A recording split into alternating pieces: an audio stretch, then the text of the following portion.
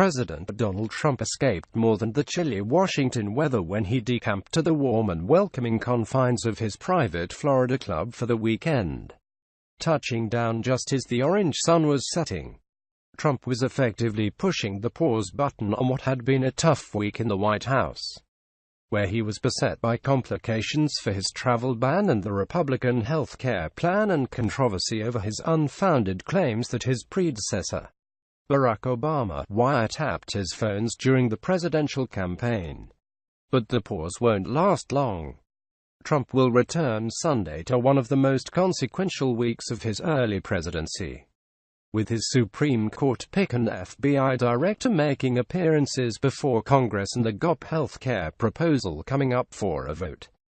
Trump's unfounded claim that Obama wiretapped his phones during the 2016 campaign was rebuffed by Republicans and Democrats on Capitol Hill last week. His health care law teetered in Congress, and his press secretary, Sean Spicer, sparked an international incident when he read the unconfirmed musings of a Fox News commentator from the White House briefing room that alleged British intelligence helped surveil Trump during the campaign. Spicer's comments Thursday were decried by both British and American intelligence officials, with NSA Deputy Director Richard Leggett saying in an interview with BBC that the allegations were arrant nonsense that showed a complete lack of understanding in how the relationship works between the two countries' spy agencies. Fox News said Friday that legal analyst Andrew Napolitano stands by his report, but top news anchor Shepard Smith said the network cannot confirm Judge Napolitano's commentary.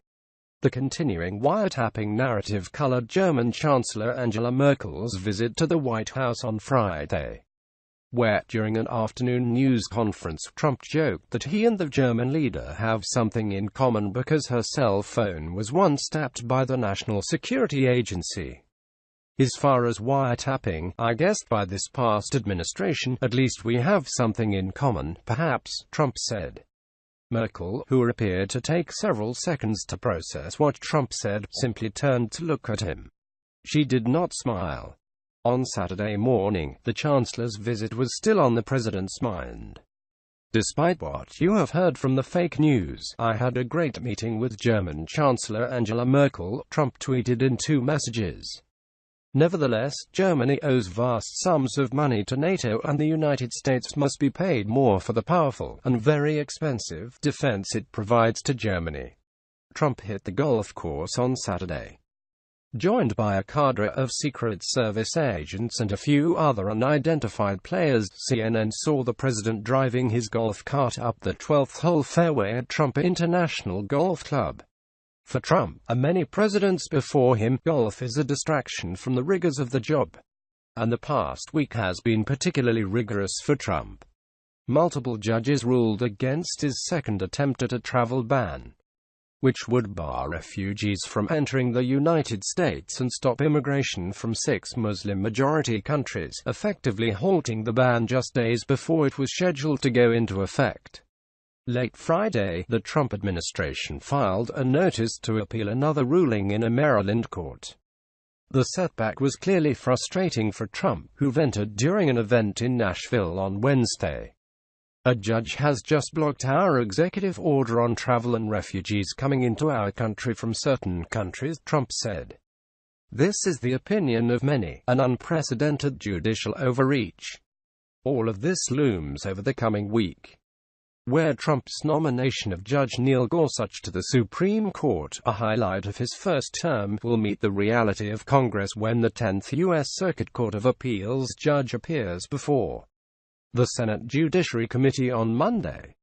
Trump was praised by Republicans and Washington veterans for his primetime rollout of Gorsuch's nomination, but getting it through an acrimonious Congress after Republicans blocked Obama's Supreme Court pick will be no small accomplishment. To date, Democrats, with a target-rich environment of Trump controversies, have failed to focus much on Gorsuch. But Monday's hearing will allow them the opportunity not only to question the prospective Supreme Court justice, but also to slam the president on national television.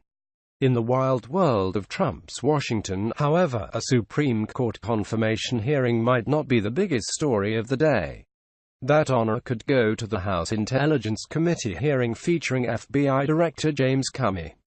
Comey, who will testify alongside ADM Mike Rogers, the head of the National Security Agency, will be pressed by both parties on any connections between Trump and Russia and his allegation that Obama wiretapped him.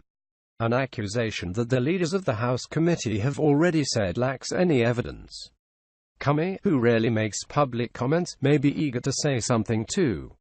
The FBI director was incredulous when Trump made his allegation against Obama, a person familiar with the matter told CNN earlier this month. The source said Comey was concerned that the allegation would make the FBI look bad. And the concern was part of what prompted the FBI director to have his staff reach out to staff at the Justice Department to ask them to knock down the allegation.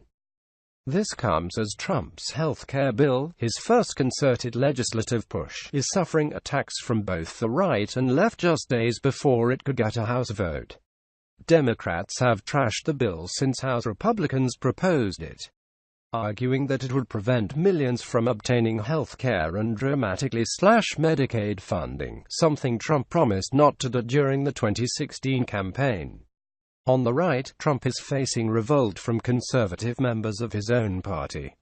These Republicans, led by members of the House Freedom Caucus, argue that the plan doesn't go far enough to repeal Obamacare and allows Medicaid expansion, something 16 states run by Republican governors opted to implement, to be in place too long. Republican leaders, hoping Trump will be able to help sell the deal to skeptical GOP lawmakers, plan a vote Thursday to repeal and replace much of Obamacare, multiple House Republican sources told CNN. Republicans on Capitol Hill are continuously counting the votes as the bill morphs through a series of proposed amendments. But the process has been messy and complicated, clearly frustrating the president. "I want to cut the hell out of taxes. I would have loved to have put it first. I'll be honest," Trump said in Nashville, conceding later in the speech that health care had to come first. Trump has a great deal on the line with health care, too. Failure to pass the bill to repeal and replace Obamacare, a talking point Republicans ran on since 2010, would make it harder to usher through future legislation given the amount of political capital the president is expending on the issue.